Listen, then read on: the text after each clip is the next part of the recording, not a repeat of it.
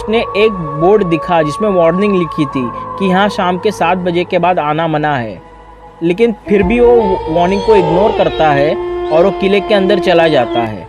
नमस्कार दोस्तों, तो कैसे हैं आप सब लोग। उम्मीद है आप सब लोग ठीक होंगे। तो आप सभी का स्वागत है हमारे YouTube चैनल पर और भक्ति ही शक्ति एपिसोड में। तो ये जो कहानी है वो आपको भगवान पर विश्वास दिला देगी, आपको ये बता देगी कि भक्ति में कितनी शक्ति होती है। तो जो लोग भी भगवान को नहीं मानते उन्हें भी भगवान पर विश्वास हो जाएगा ये वीडियो देखने के बाद। तो आओ शुरू करते हैं ये कहानी। तो ये जो घटना घटी थी वो दिल्ली में घटी थी 2019 में। दिल्ली में सेठ बिहारी लाल के पुत्र महेश रहते थे। उनका मिर्ची का व्यापार था। वो अपनी पत्नी लक्ष्मीबाई के साथ रहते थे। वो दोनों ही बालाजी के बहुत बड़े भक्त थे, लेकिन जो उनका बेटा था वो भगवान में नहीं मानता था। वो कहता था कि भगवान कुछ नहीं होते। उसके जो माता पिता थे उसे बहुत समझाते थे, लेकिन वो नहीं मानता था। वो कभी कभी अपने पिताजी के बिजनेस, जो उनका मिर्ची का बिजनेस था, उसमें भी कभी कभी वो मदद कर देता था। और उसका ज़्यादातर काम यूट्यूब का था। वो एक यूट्यूबर था और यूट्यूब पर वो हॉरर वीडियोस डाला करता था। सब्सक्राइबर्स भी लाखों में थे। और उसका ये काम था कि वो हफ्ते में एक बार कोई ना कोई भूतिया जगह पर जाकर शूटिंग करता था और अपने यूट्यूब चैनल पर वो वीडियो अपलोड करता था। उसके माता पिता ने उसे बहुत डांटा और बहुत समझाया, उसे मना करने की कोशिश की। उससे कहा कि ये सब चीज़ें मत किया कर, तो कभी खतरे में पड़ सकता है। लेकिन वो ऐसा कहता था, ये सब कुछ नहीं होता, आप क्यों डरते हो, ये सब काल्पनिक है, ये सब कुछ नहीं होता।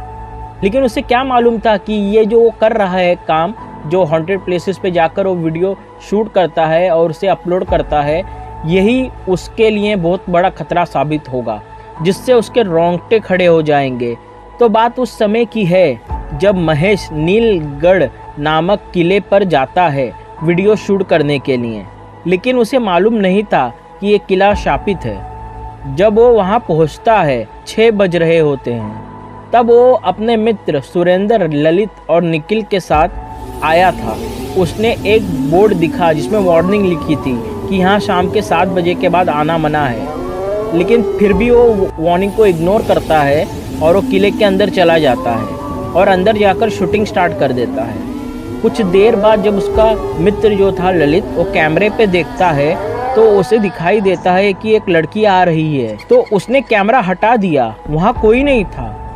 वो डर गया कि ये अचानक लड़की कौन आई थी जो कैमरे में अभी कैमरे के स्क्रीन पे दिखी थी, और जब मैं कैमरा हटा के देख रहा हूँ तो वो नहीं दिखी, ये कौन थी। वो डर गया और वो घबरा गया। फिर वो सोचा कि शायद पता नहीं उसे कुछ गलत फहमी हुई होगी, तो फिर से वो शूट करने लगा। तब उसने उस लड़की को फिर से कैमरा में देखा और वो जोर से चिल्लाया और कहा, अरे वो लड़की भूतनी है। पहले सब ने उसका मजाक उड़ाया। फिर जब महेश देखा कि उसके कंधे पर किसी ने हाथ रखा है तो शॉक हो गया और वो डर गया। फिर वो जब पलट के देखता है तो वो एक भयानक चुड़ैल थी जो उसके पीछे खड़ी थी। तब वो जोर से चिल्लाया तो उसके सारे मित्र भी डर गए। और तभी उसके एक मित्र जो निखिल था, उसने तुरंत हनुमान चालीसा पढ़ना शुरू कर दी और वो चुड़ैल वहाँ से भाग गई। महेश सहित उसके तीनों दोस्त वहाँ से भाग गए।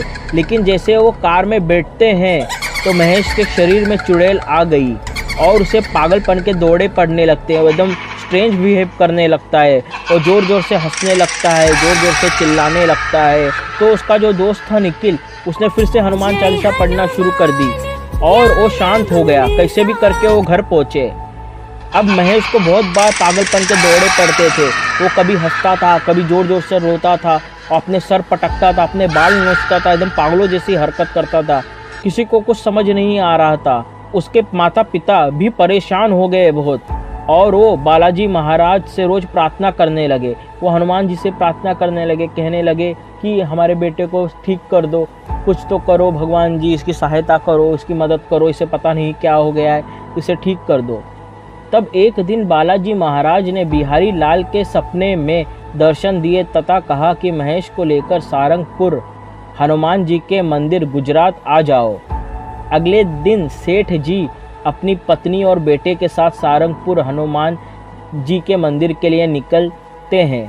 रास्ते में महेश बहुत भूतिया हरकतें कर रहा था। वो जोर जोर से हंस रहा था, अपने बाल नोच रहा था, सर पटक रहा था।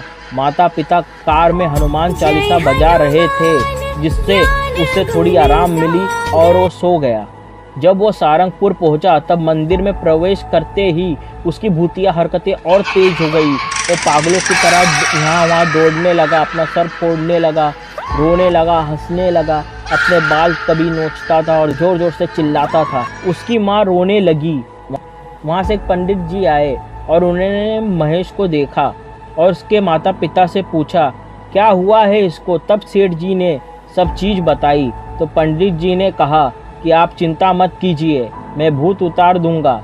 तब पंडित जी ने महेश के ऊपर अपने झोले में से भस्म निकाला और उसके ऊपर फेंका और वो सो गया।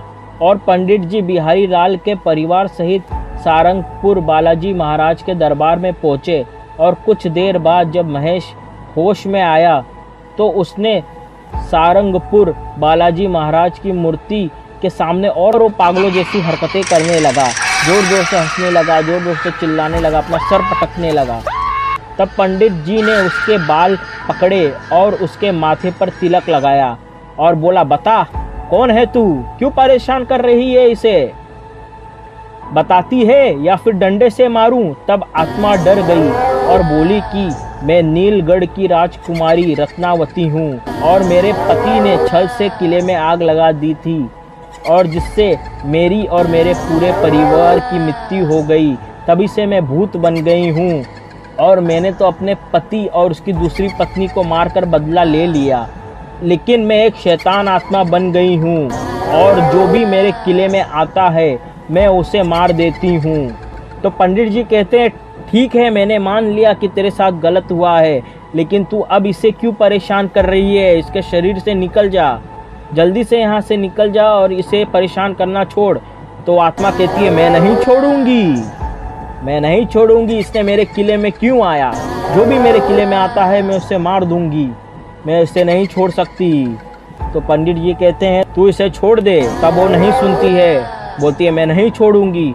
तब पंडित जी चुड़ैल को डंडे से मारने लगते हैं और तथा सिंदूर और भस्म चुड़ैल के ऊपर फेंक देते हैं। तब चुड़ैल निकल गई और उसे मुक्ति मिल गई। तो पंडित जी ने सेठ जी से कहा अब जब महेश को होश आ जाए तो उसे बालाजी महाराज का प्रसाद खिला देना, धागा बांध देना, सिंदूर लगा देना और उसको बोलना कि रोज 5 बार हनुमान चालीसा का पाठ करे।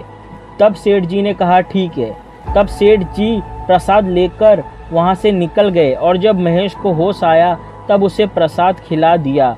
पंडित जी के बताए अनुसार उससे काम करवाया और उसे रोज हनुमान चालीसा पाठ करने को कहा। महेश अब से रोज हनुमान चालीसा का दिन में 5 बार पाठ करता है। तो अब उसे कोई भी परेशानी नहीं है, ना उसे पागलपन के दौरे पड़ते हैं, ना वो पागलों जैसी हरकतें करता है। भगवान में मानने भी लगा, उस भक्ति बालाजी महाराज के लिए बढ़ गई। वो हनुमान जी का भक्त बन गया और वो रोज 5 बार हनुमान चालीसा का पाठ करता था। तो देखते देखते वो महेश बालाजी महाराज का बहुत बड़ा भक्त बन गया और उसका मिर्ची का कारोबार भी बहुत अच्छे से चलने लगा। अब वो अपने पिताजी की व्यापार में हमेशा मदद करता था, सहायता करता था। अब उसका जो मिर्ची का कारोबार था वो बहुत ही बड़ा हो गया था और उसका परिवार पूरी तरह खुशहाल हो गया था, उनका कारोबार भी बढ़ गया था, उसके लाइफ में सब चीज़ ठीक हो गई थी। तो ये थी वो कहानी। तो आपको ये कहानी ज़रूर ही पसंद आई होगी। तो यही थी भक्ति की शक्ति। अगर आप अच्छे भक्त हैं तो आपकी सहायता करने के लिए भगवान स्वयं आते हैं और वो आपकी सहायता करते हैं, आपके कष्ट को दूर करते हैं। तो बोलो जय बजरंगबली, हर हर महादेव, जय श्री राम।